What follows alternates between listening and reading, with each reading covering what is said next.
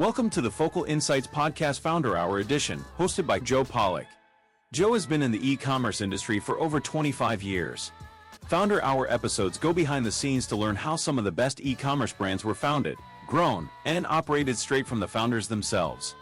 Founder Hour is brought to you by Focal Software, a new generation ERP and operation suite for e-commerce brands and third-party marketplace sellers. Now let's welcome our host, Joe Pollock. Hello and welcome to the Focal E-commerce Insights podcast, where we chat with e-commerce entrepreneurs about business, selling online, and how to overcome challenges. Joining us today is Brett Weiss. Brett is the founder of Lyfe Brew, among other things. Born and raised in Arizona and graduated from the University of Arizona in 1993. A serial entrepreneur since age 10. Started a number of companies, including BD Marketing in 2000, Extreme PETA in 2005, Mojo Vapor in 2013, Cabo, Ella, and Smilin' Wellness in 2018, and The Functional Life in 2023. Bit of a sales background. In 1997, Brett was the first sales rep to hit $1 million a month in monthly sales and hit the $6.5 million mark in that year, and grew Mojo Vapor to a $6 million company from 2013 to 2018. Brett is the father of an amazing 18-year-old daughter. He's a brother and an uncle to 2 nephews. Brett, welcome to the podcast. Thank you, Joe. I appreciate you having me here on a beautiful Thursday morning in sunny San Diego. I think, as you can see, I'm wearing short sleeves and you're a little bundled up because I think you're back east and I'm it's a little warm outside today. Yeah. Well, good for you. Well, I'm in Denver. It's going to hit 60 today, but it's going to be a high of 5 on, I think, Saturday or Sunday. Okay. We get it all here. Wonderful. Well, yeah, but why don't we get started with hearing a little bit about your background? You mentioned serial entrepreneur since age 10. So when we get into e-commerce, talking about how businesses got started, you obviously had a drive, a desire to be an entrepreneur for various reasons. So I'll let you tell that story. I'm not sure you need to go back as far as age 10, but you're welcome to. And how you got to where you are today. I'm going to go back a little bit further. So you know how the drive, the innate ability, it actually came from my grandfather. My grandfathers was born and raised in Cleveland, Ohio. My grandfather owned the first Dairy Queen back in, oh my Lord, probably 1930 in Cleveland, Ohio. Went from Dairy Queen to a fruit stand. And then in the early 60s, he got involved in the car wash business. My father did as well. My father migrated out to Phoenix, Arizona in the late 60s and was part of a chain called Weiss Car Wash with him, his brother, and their 2 first cousin. Amazing story. They actually just closed down the operation after 72 years. So wow. I was born and raised into an entrepreneur family. I didn't know the difference. My dad went to work 7 days a week, took an hour off on Saturday to come watch me play football. I used to ride the bus when I was 11 years old to the car wash and, work for a couple hours in the 120-degree heat. I was put in a place where I worked hard. I didn't know any different. I was, beside myself in the Hispanic community and the African-American community.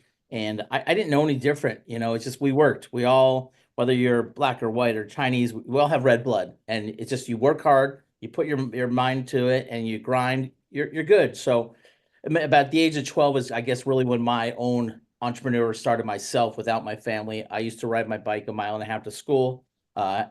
Before school, I would stop at Dunkin' Donuts. I'd get a 12-pack of Dunkin' Donuts. I'd stop at Walgreens. I'd get a 12-pack of orange Tic Tacs, and I would have $20 in my pocket before the bell rang. So I didn't know any different. That's just what I did. Obviously the Tic Tacs, the donuts, and Joe, you and I are probably a little bit, within a 5 to 7 year range. Do you remember back in the day the football pencils that were Major League Football pencils and the NFL football pencils that you can get? We used to roll them. We used to gamble in grade school, and I can't tell you, I got probably sent to the principal's office a couple of times. It wasn't really gambling, but we were just like rolling to see who would win. So again, I don't know the difference. As I said, in the intro, I've got an 18-year-old daughter, and I remember you used to say to me, Dad, you work so hard. I'm like, no, this is not hard work. This is what I like to do. it's exciting, and I don't know the difference between not working or working, whether it's 10 o'clock if somebody wants something or 6 o'clock in the morning, you answer it, you deliver that customer service. But Tic Tacs Donuts, I graduated from Arizona back in the day, 1992, lived in Costa Rica for a while, learned some Spanish, still didn't want to join the real world, and I decided to become a ski bum in Aspen, Colorado. I lived there for about a year and a half. Unfortunately, and not to, I took a stick up the ass basically in a snowboarding accident, and it forced me to join the real world. That was one of the reasons. And then also when I woke up one day and in Aspen, they have what's called the Aspen Times, the local newspaper, and it said, the headline said, "Billionaires pushing out millionaires," and I'm like, I'll be a millionaire one day. Billionaire, that's another thing. So moved back to Phoenix for about 2 years. And then my sister had graduated from college in 1997, moved to Santa Monica. And I was like, because I was born and raised in Phoenix, the Weiss guys community, people knew us. I looked like a Weiss. I couldn't get away with any antics that I did. Small story, back in college, my freshman year, I was dating a young lady from high school who went to SMU in Dallas. And I remember my dad said to me, "Do not go visit her." So what do you do when somebody tells you not to do it? You do it. So September of that year, my freshman year in '89, I flew out there. Everything went great. Had a good time. December, I'm sitting in my dorm room. My dad calls me up. He's like, "Hey, Brett, what are you doing?" He's like, "I'm like, just studying, playing video games, doing whatever I do as a college kid." He's like, "Do me a favor, come home." I'm like, "What?" He's like, "Yeah, drive your car home." So I drove my car home. I walk in the door and he says, "Give me your keys." I'm like, "Why?" He's like, "Let me ask you a question. Were you in the Albuquerque airport back in September?" I'm like, yeah. He's like, "Somebody recognized us because the Weiss family looks very familiar." So one of my dad's customers happened to be in the airport at the same time, recognized me, told my dad. My dad took my car away. But small world. That growing up in Phoenix, it was small back then. We lived in Central Phoenix area, and I knew I was always going to get out. So I did move to Santa Monica in 1997 and took a job with Future Electronics, which is a gigantic billion-dollar computer component company, and out of Canada. And as I said, I became the first sales rep to hit $1 million in sales in a month, and 6.5 became Western Regional Manager. And that started it. I was still working for other people. So from 97 to 2000 is when I worked for a big company. And then in 2000, I started a company called BD Marketing. I spun it off because I was running a company called HoloWebs, which is in the holographic industry. You remember, credit cards and driver's license. And I had a gentleman who was based down in Mexico City, opened up a facility here. We were trying to do wide web packaging for holographic stuff, and helped him run his company. But during that time, I gathered a lot of customers in the sticker business, kid sticker business. If you recall, when you used to go and do, and even today, I think when you go into grocery stores, there's those vending machines that kids put their quarters in and get bouncing balls and stickers. I used to make millions and millions of holographic kid stickers. I was basically a middleman. So BD Marketing was my very first foray into my own business per se, besides obviously Tic Tacs and donuts. And did that one from 2000 to about 2004. And then I got into the restaurant business, opened a chain called Extreme Pita, which is based out of Canada. I was the area developer. So concept franchisor was based in Canada, came to us, and I saw this as an amazing opportunity because living in San Diego, it's very health wise. They're always looking for something different. I'm like, great. Pita bread. It was grilled. It was fresh. It was like a Subway, but with pita. And I really thought that's what was going to be the thing. Obviously, if you recall, probably 2006 is when the economy started to tank. And I knew the day that I was closing, which is in 2008, that it was time. As I'm closing my doors, a lady walks in and says, "Oh my God, Brett, this place is amazing. How long have you been here?" And I said, "Can I ask you a question? How long have you been going to the drive-through Starbucks next to me?" She's like, "3 years." I said, I've been here for 3 years. People get blinders on. So as much as I thought I had that it thing, something different that people wanted, I mean, I had 180,000 people in a 1 mile radius that ate lunch every day. People get consumed with their everyday usage, whether it's subs or Starbucks. It's hard to change behavior. And so in 05, 08, I finally shut it down. I spent a couple years working with some buddies in some startup companies, digital loyalty, text message marketing, And then in 2013, I remember one of my sales reps came to me and said, Brett, I've got the greatest idea concept. I'm like, what is it? He's like, electronic cigarettes. And I'm like, oh, what's an electronic cigarette? I didn't smoke cigarettes. He's like, no, come with me. So we went up to Dana Point. I'm in San Diego. And I'm like, What year was this? 2013 is when I opened Okay. Mojo Vapor. So about in 2012 is when I saw, when he came to me and said, there's this great new concept we got to get involved in. Yeah. So vaping, you're ahead of 5 to 10 years ahead of anybody knowing what vaping is at that point. 100%. Yeah. And that's kind of one of the things I've always done. For whatever reason, I've got a crystal ball in my head. I see what's coming next. I've done it a couple of times. My latest is with my new functional mushroom coffee, Lyfe Brew. Yeah, so from 13 to 18, I was really focused on the electronic cigarette market. We used to make e-liquid. I had a retail spot in Encinitas. I did distribution. And then I started selling CBD back in 2017. And I incorporated my other company in 2018, which was Smile and Wellness. The parent company is Cabo Ella, turned it into Smile and Wellness.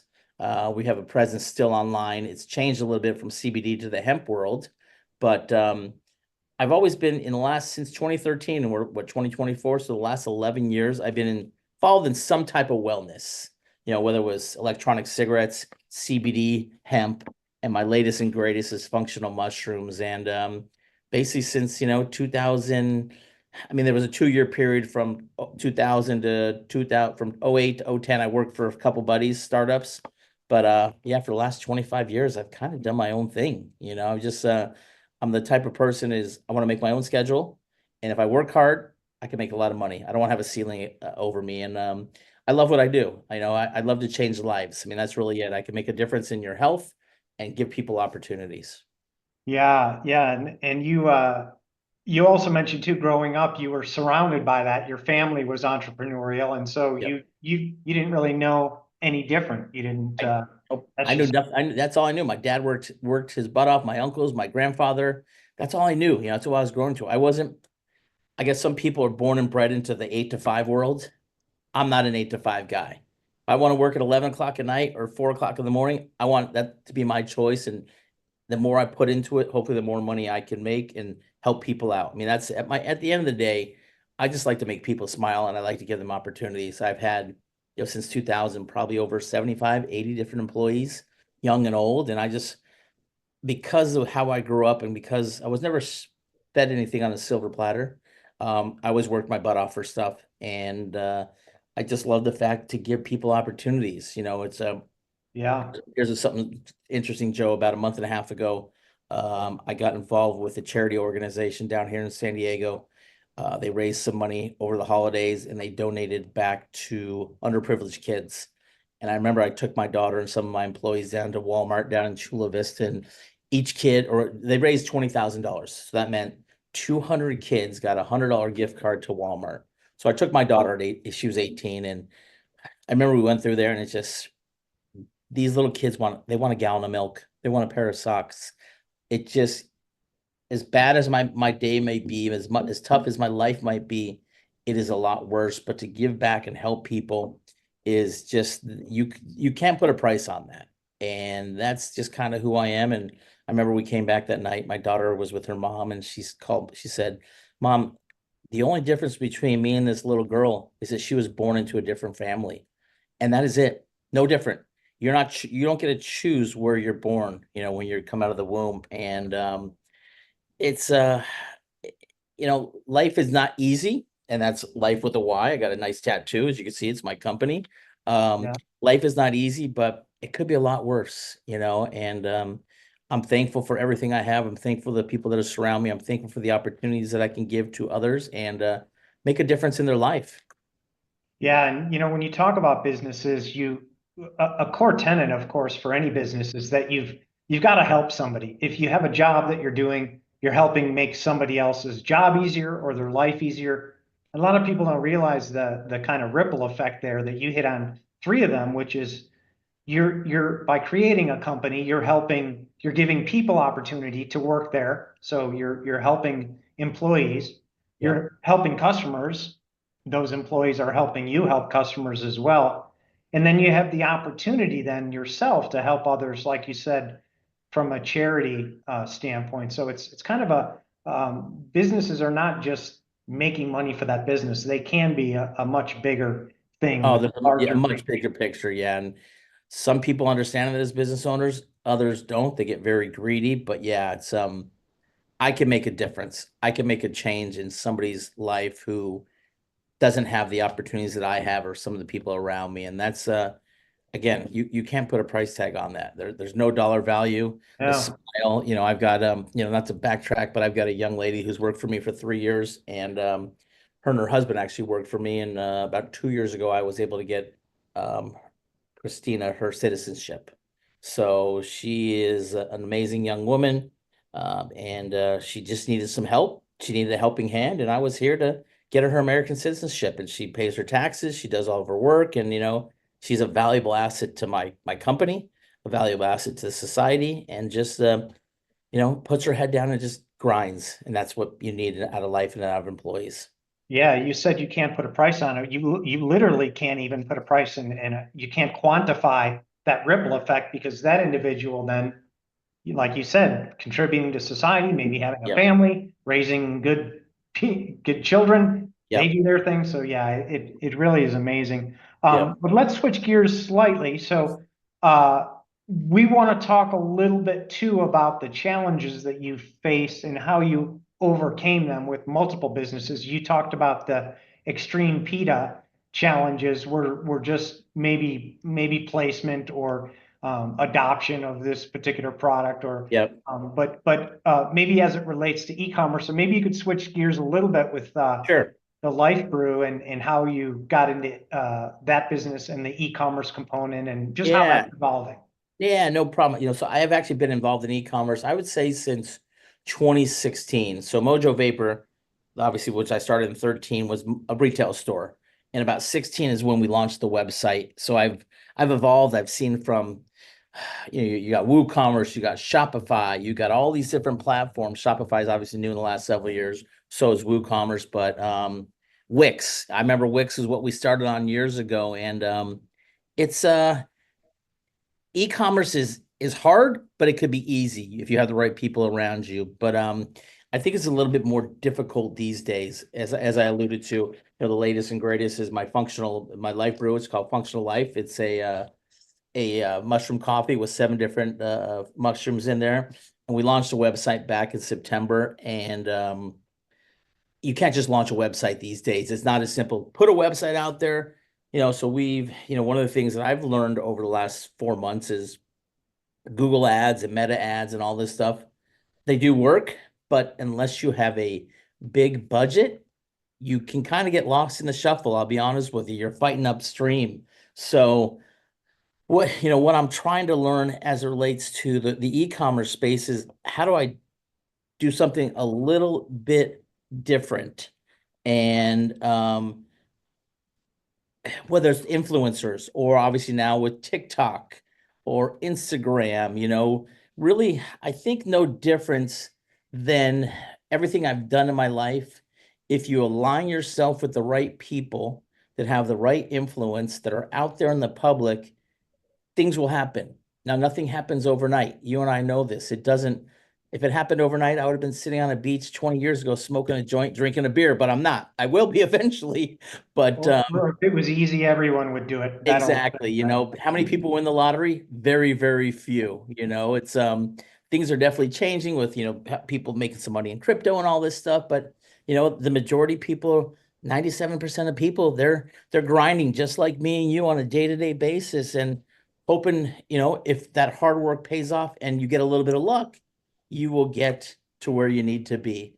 So e-commerce is a challenge. I'm learning every single day. I read, I see, I scroll social media. I see all these ads on Facebook and Instagram. And I think that's actually one of the worst things these days is you don't know what to believe or what not to believe, because, oh yeah, I can make you a 10x profit by just doing this. And like, it sounds great. They put all the stuff there. I just wish there was some type of, I don't want to say censorship, but some type of guidelines that, there's so much out there that we can gather and learn about and see, but you don't know what to believe. So I go back And to my on top of that, where Yep. we're going with AI and Yep. technology, you don't even know if you can believe what you see anymore. So it's becoming a I much know. bigger challenge. Yeah, it is. It's I guess it's good and bad in some respect. I mean, trust me, I do miss the old days of you want to call me, you're gonna leave a phone number and your voicemail on a big box, and I'll call you back when I can. This thing right here is the root of all is I love it, but I hate it. I would, I don't I miss the days where this didn't exist. But on the other Yeah. stuff, I love these days because the amount of information is at your fingertips to learn is crazy. If I want to know where you live, Joe, I could probably pop into one of my apps. I got to find out where you live and drop you off a case of beer right now or something. Yeah, it wouldn't be hard to Yep. do for sure. Yep. But let's say on challenges then, because you hit a couple points there, a couple takeaways, I guess, for our listeners. So one of the things was uh, having a good team.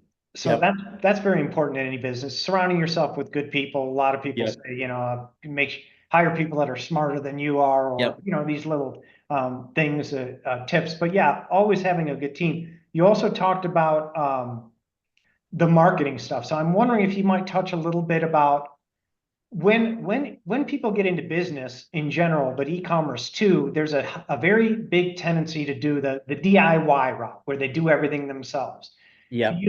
Did you have any experience with hiring professionals to do certain things or doing it all in-house or a combination? That's a great question. It was a combination. It's I've had in-house developers, had in-house web people. Some worked, some didn't. But they're also because I'm not a full, I don't have millions and millions of dollars to hire the top talent. I'm forced to outsource. But there's a lot of people claiming they can do this and that. But yeah, you got to do a little bit of both. You can have some people in house, and eventually, as you grow and become a big company, whatever it's called, Google or some of these larger guys, you can have everybody in house and you can pay top dollar. But as a small business as I am, I would love to have the top notch talent in my warehouse, in my office, in my marketing department. Um, it's you got to pick and choose your battles, I guess you can say, and make sure you have the right partners. I mean, I've made some mistakes, and I thought people that were going to be the right partners from a web development and web marketing were going to be right. They're not. I've one of the things I always tell people that I want to get in bed with per se or want to work with is work with me. Yeah, you may ask me for $10,000 to start, but if you're going to ask me and you're not going to give me a pay for performance type of plan, what repercussion do I have in 3 months when I paid you $30,000 and I'm out $30,000? I've done a very good job over the last 6 months as I launched a new company is working with outside vendors, and I don't give them a piece of the action, but I want them to feel like they have a stake of ownership. If I grow, they grow. The more we make, the more they make, and it's hard. It's hard to find people like that. Along with a lot of the younger generation, they just want to make X amount of dollars a month and they'll work 40 hours. I've tried to align myself with people around my age group from the 45 to 55 group that we get it. As I said earlier, nothing happens overnight. Rome wasn't built in a day. Work with me from ground floor.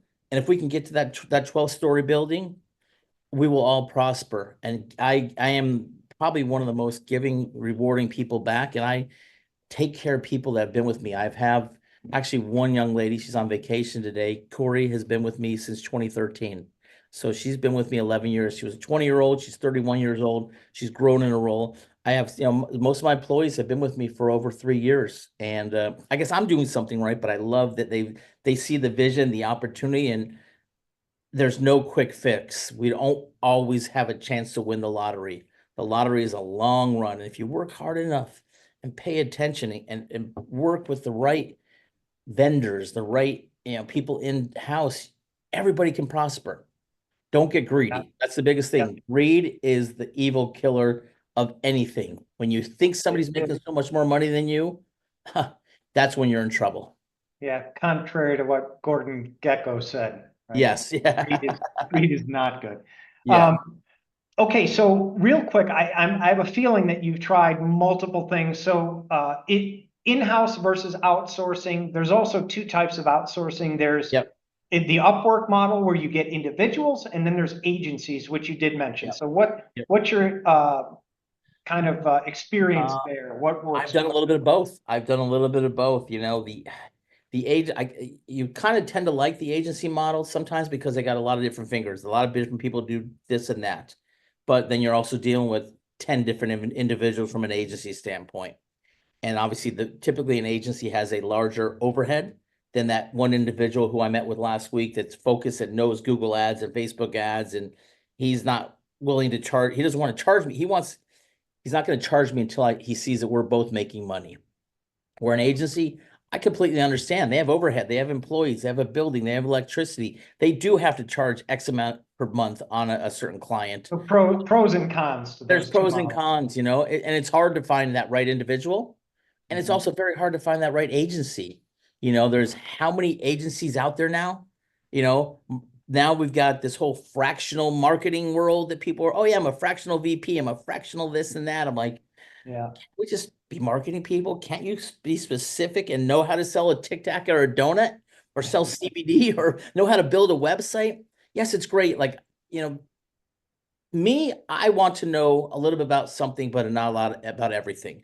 But when I'm dealing with that agency or I'm dealing with that individual, I want them to know exactly what's going in this product, how to market it, how to get that customer out there. It's hard. It's hard, because there's so many people that have come out of college or even older people that claim they know this and that. It's very tough, I would say, as a business owner to weed through who has it or who is full of shit, and I too tend to lean on people that I've known over the last 50 years of my life. I mean, those are the best referrals. Hey, my good friend Brian knows how to do this marketing. Well, good. If you're referred from my other best friend Michael and Brian, and you said Brian's good, I'll go with Brian instead of going on the internet and say, oh yeah, I think I can find that guy that knows how to do email marketing. Well, I can sell you anything. I can present that I am the best at this. But if I don't have key referrals, and yes, I can ask you, Joe, oh yeah, Joe, give me a couple referrals. Well, I'm going to call your friend and they're going to say, you're the cat's meow, But how do I know that? So I've tried to tend to stay into my network and grasp from my network to get those referrals of different, whether it's an agency, whether it's an individual that's focused on media buying or something like that. Yeah. While e-commerce is a massive industry, I call it a niche to some degree, the CBD, the mushroom coffee. So that's a smaller community where you have better visibility to that network and who the players are, and who to call Correct. probably to see, hey, do these Yep. guys know what they're doing? So that's always good. Well, let's switch a little bit because Focal in this podcast, we're a technology and an account management company. We have technology tools to help solve problems. So let's talk a little bit about across the board of all your businesses, some of them brick and mortar, some of them more virtual. But how about tools that you've used to help you succeed, e-commerce or regular business, technology, how that's evolved and what's worked and what hasn't for you?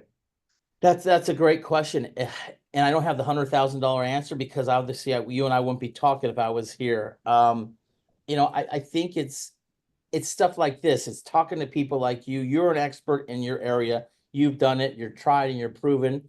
It's like feeding off of people like yourself that know what works. As I said, it comes down to the fact that I can look on the internet right now and find an email marketing guy. I don't know how good they really are. But, I would say from a tool standpoint, because I've been in email marketing, done email marketing for years, text message marketing, to be successful, in my opinion, in e-commerce is your communication tools. What is that proper communication tool that's going to get that eyeball of a customer? In 2000, not to go back, but in 2002, I was dating my ex, and she moved over to Spain. And I remember when she was over there, I went and visited her, and she's like, "Oh my God, you got to see what this is, SMS." I'm like, "What is SMS?" I don't think there's a better tool to connect with an individual than SMS. Reason being is you and I know that you read that text message within 2 minutes, and it's a 98 to 99% open rate. I lean heavily on SMS.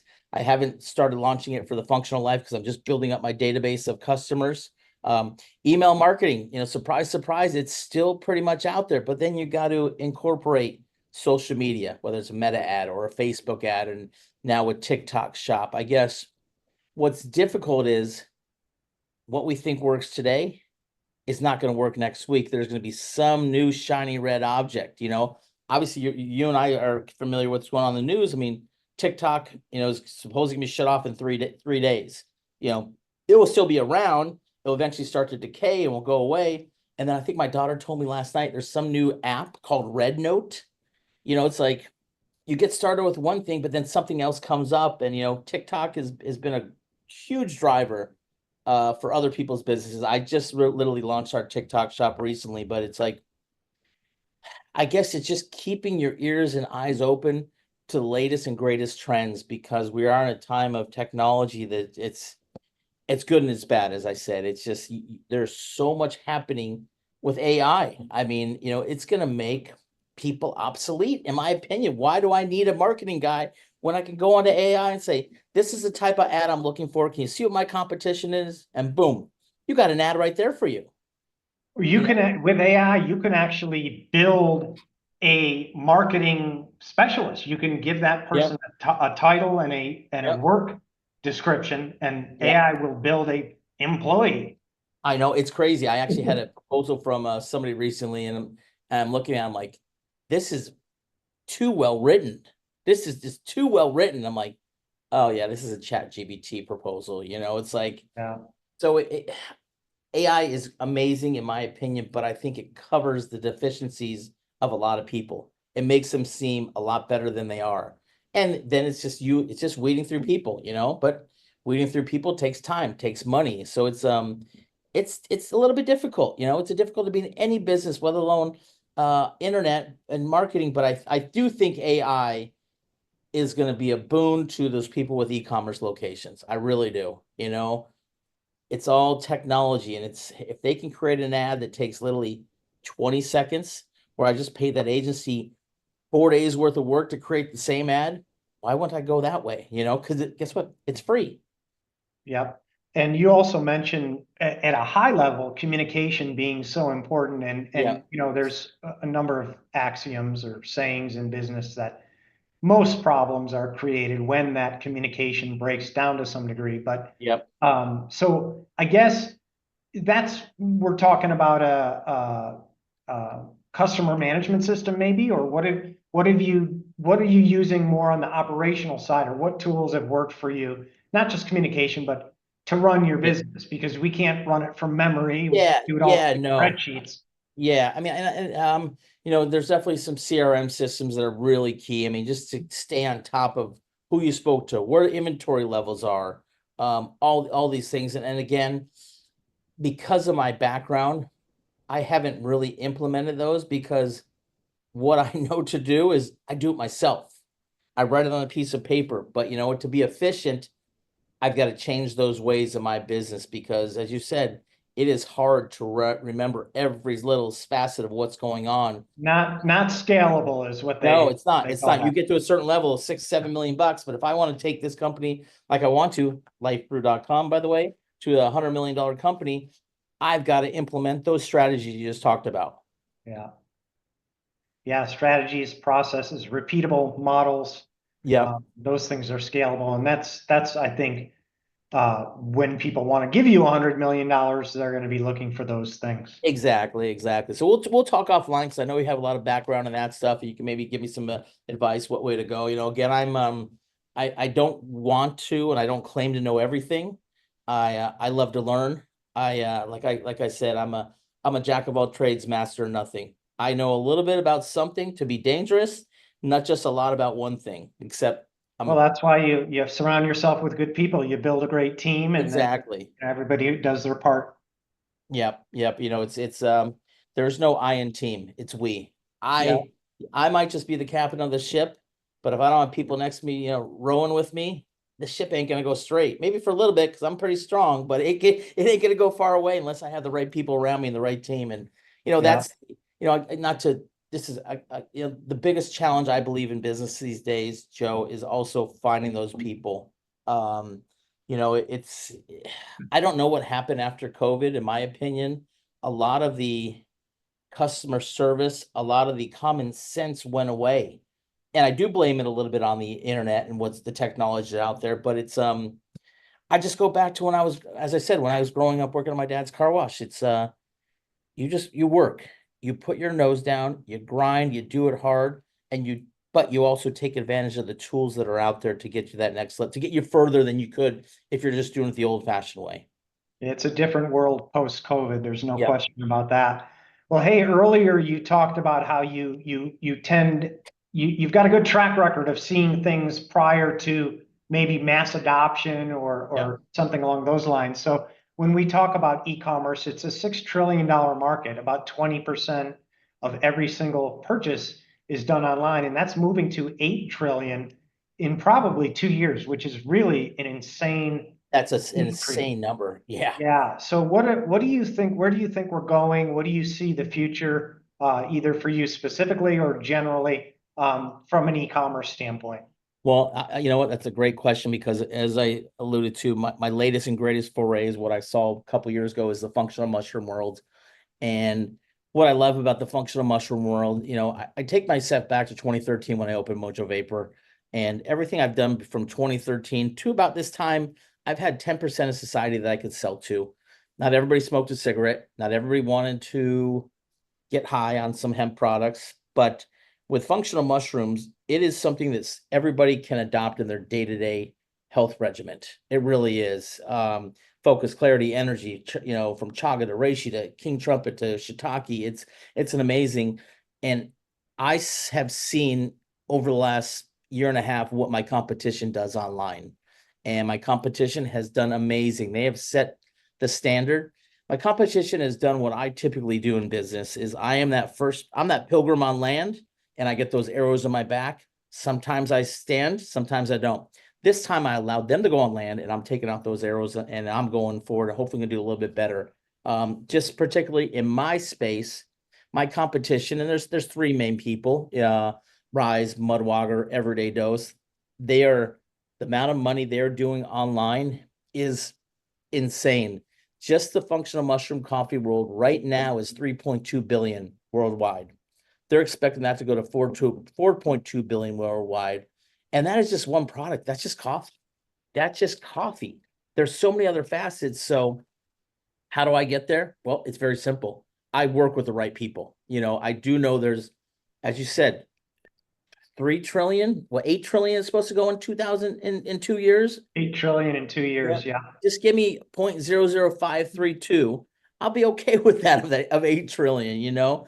It's I guess what just it's a little bit difficult is if you don't have a huge budget, a huge marketing budget, how do you compete against those big boys of the world? Well, what I always lean on is relationships, word of mouth, and that will slowly grow, but you got to add in a huge, significant marketing budget to really penetrate social media. I mean, I can't tell you, every time I look at my phone, I'm on Instagram or Facebook, I see my competition. And over time, whether my competition is good or not, if you see him over and over again, you're going to think, I got to try this. I got to try this. I got to try this. So I will get to that level. What I've done is I've enlisted some people around me that I've known for years upon years to really help me in this space. I mean, I've spent the last 8 months trying to convince very close friends of mine, come with me, trust me. I think I have something that is bigger than life. And we finally got to that level. A good friend of mine is coming on board in February 1st. We're going to raise some capital and really just make a dent because I see it's out there. There's a lot of room for competition. Some are good, some are bad. I think I'm better. And I think if I play my cards right, we could do great. Again, there's a lot of hills to climb between now and then, a lot of failures, a lot of missteps. But if you wake up and just keep plugging away and working hard and utilize what technology offers to drive e-commerce business, I think I could have a small chance of success, and I can be where I wanted to be 20 years ago, sitting on that beach in Costa Rica. So With a Mai Tai. Yeah, exactly. Yeah, and you hit on something there too that's very important for business when you talk about TAM or total addressable market. If we Yep. use two examples, you mentioned your restaurant that had a Yep. surrounding group that sounded great, 180,000 people Oh, in the local area. But if you look at what you have now, it's probably more like 180 million people oh my God. Yeah. that could Yeah. use your products if you can reach them. I actually, Joe, it's a lot more than 180 million. Yeah, I think it is. They're Yes, not just in North America. These are people billions. throughout the world, Yeah. because, Anyone that drinks a warm beverage when they get up in the morning, yeah, which is yeah. I pretty mean, much everybody. it is everybody. The coffee is the number one or number two traded commodity in the world. Yeah. Coffee just contains caffeine. What else does it do for you? Well, nothing really, but if I can make you a functional coffee that really helps with focus and clarity, gut, cognitive memory, that's what I'm trying to do, and everybody could use that. Whether you're young or you're old, we all could use a little bit of help in our health regimen. I mean, so sad. I was reading something on the internet there. Actually, no, I was watching something on Instagram the other day that 93% of Americans are unhealthy. And it's true. It's true. I can't tell you, growing up, we grew up when we were younger. I used to go get a candy bar, and it was about this size. Now I go in and I'm forced to buy a king size candy bar.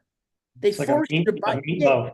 Oh, it's I've got a couple friends out there that are in higher places, and Kellogg's, for instance. I mean, just the stuff they put in the food. I mean, I did learn something really disturbing the other day about Chick-fil-A, which you thought Chick-fil-A, amazing company, good religious background, they're closed on Sunday. They have 50 different ingredients in their chicken patties. I'm not sure if you're aware of that.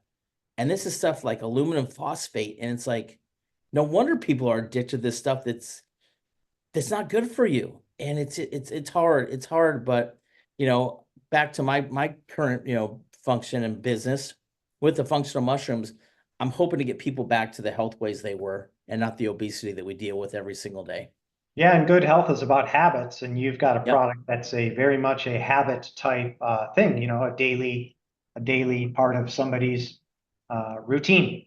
Yep. Yep. You just nailed it on top. Habits are the key. I actually just spoke to an old employee of mine about an hour before we chatted, and he was having a bunch of health issues, and bigger gentleman, and he just told me he's lost 50 pounds. I'm like, holy shit, that's amazing.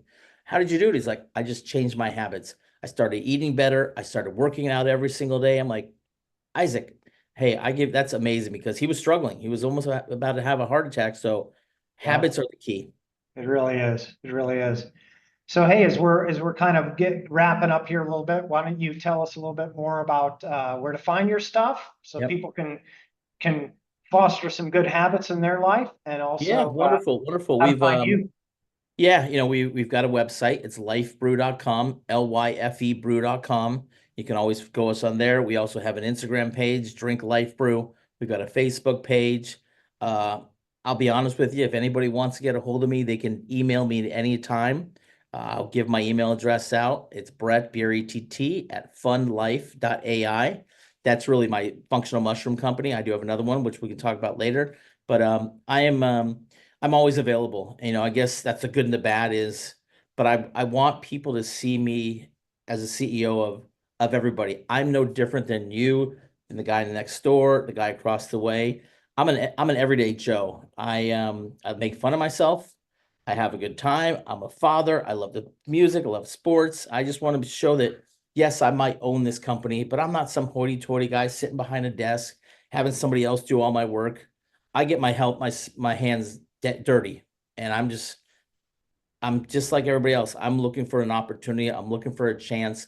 I'm looking to grow. I'm looking to change lives. My biggest thing is I love to put smiles on people's face and give them a chance at life. And that's what I was put on earth for, to be honest with you. I mean, I've been up and down and stuff that's happened to me. We can talk at another time, but it's you wake up that next day, because as one of my favorite songs back in the day, I'm only kidding, is Annie, the sun will come up tomorrow. And it will come up tomorrow. But you cannot forget that today is given, tomorrow is not. And you got to live in the moment. Don't live in the future, because if you look in the future, you're going to miss a lot that's going on right there and then. Yeah, and you're doing a lot of what you described. You've got some things that are helping people, like we talked about, employees, your community, customers, of course, and Yeah. having that ripple effect. So great work there. And I think we'll wrap it up with that. So Brett, thanks very much for I joining us appreciate it, today Joe. and Yep. sharing Thank you all very your much. experience. Let me ask And you a question. How long have you been in Denver for? I've been in Denver since 2004. Okay, well, good. Well, my daughter, who is a senior in high school, her number one choice is Boulder. So there's a good chance I'll be spending some time out and a lot more time out in Denver come the fall time. So Yeah, well, cool. Hey, let's wrap this up. We'll Yep. stay on and then we'll talk more about the Front Range of Colorado. But thanks again, Brett. Thanks everyone for joining, and we will see you next time. Thank you for listening to another episode of Focal Insights Podcast. If you like this episode, go ahead and hit the subscribe button so you can be alerted of new episodes. See you next time.